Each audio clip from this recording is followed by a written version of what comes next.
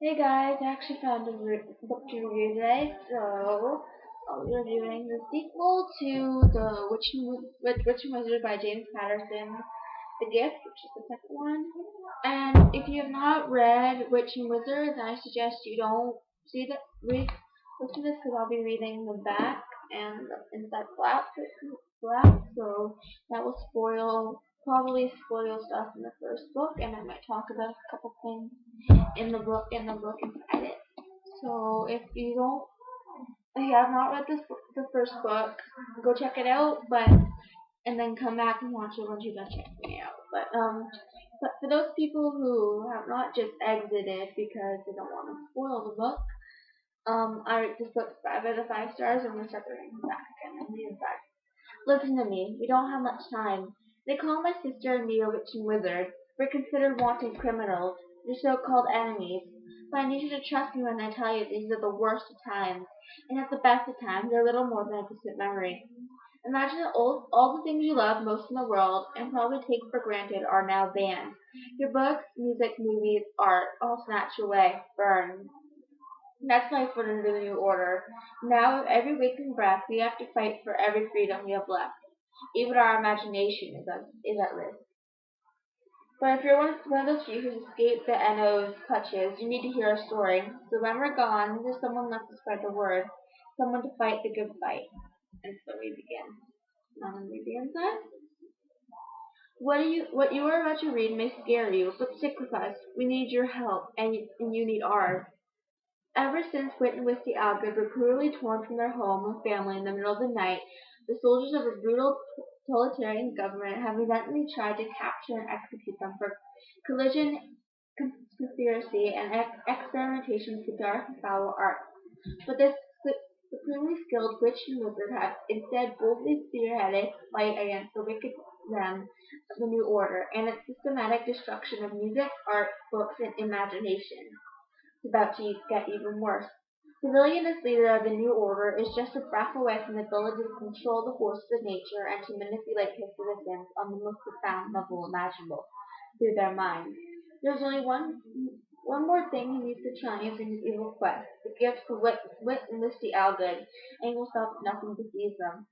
Don't let it happen. Read this testimonial, find out the truth, and spread the word before they try to take your gift too.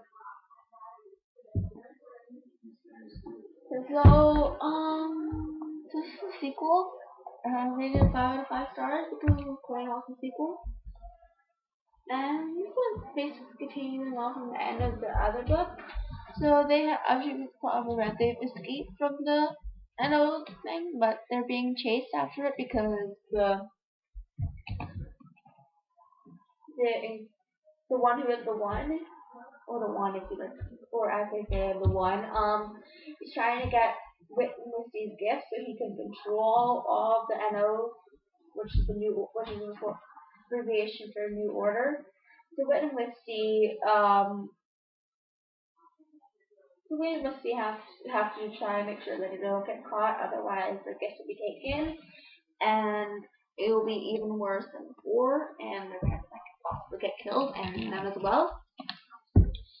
So in the beginning, it's Wisty, which is the witch.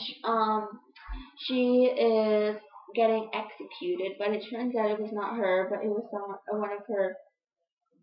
I forget her name, but never read that there to find out. So so then they go back to the department store where all these NO hidden cat people have been hiding in for the past so long. And there's stuff like there's love and there's a kind of love-hate relationship because Brian loves Wisty, but Wisty completely hates Byron. So it's tough too. And in this book, they do not know anyone who to trust. The only people they can trust is the people who helped save them in the first place.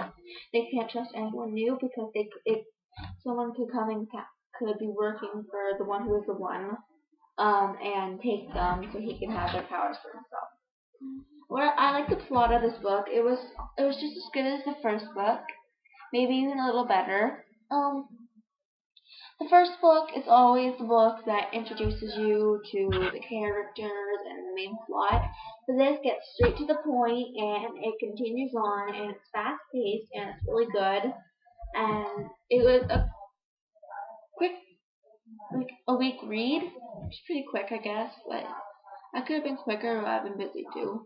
Um, and I like how it interacts with you too. Like in a page in the book, it asks you, well, if Whit came running into the room right now, what do you think he would say? A yada yada yada, B yada yada yada, C yada yada yada, and it's just like if you pick C, then I would reread the beginning of the book, beginning of the book because you have been missing quite a bit.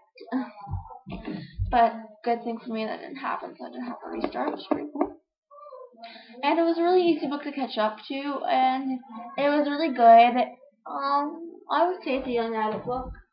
It's a James Patterson book, and Patterson books are quite amazing normally, so I'm pretty proud of this one too. There'll also be a third book coming out, which is pretty cool too, and I cannot wait to go pick that up because James Patterson is an amazing author, and I cannot wait to read it because it's gonna be so good, and I'm gonna love it. I hope. Um, yeah. So yeah. What I liked about the book, as I said, it was fast paced, which I liked. It was a quick read. The chapters were short enough, so I wouldn't have to be all bored, waiting and waiting and waiting for one chapter to finish. I could just get to the point, finish a chapter if I'm bored, and then just leave. But I didn't get through it once, so that's pretty cool. And if you're at school and you don't have much time, you have a little free time, but not too much. It's pretty good. Instead of having a whole chapter and you getting into the good part and then having to wait before it stops quickly, like 2 or 3 pages, it stops and then continues. And there's something I did not like about the book, because the book was quite amazing, and yeah. So it was a really good book. I really suggest you go pick it up. It's probably around ages 13 and up.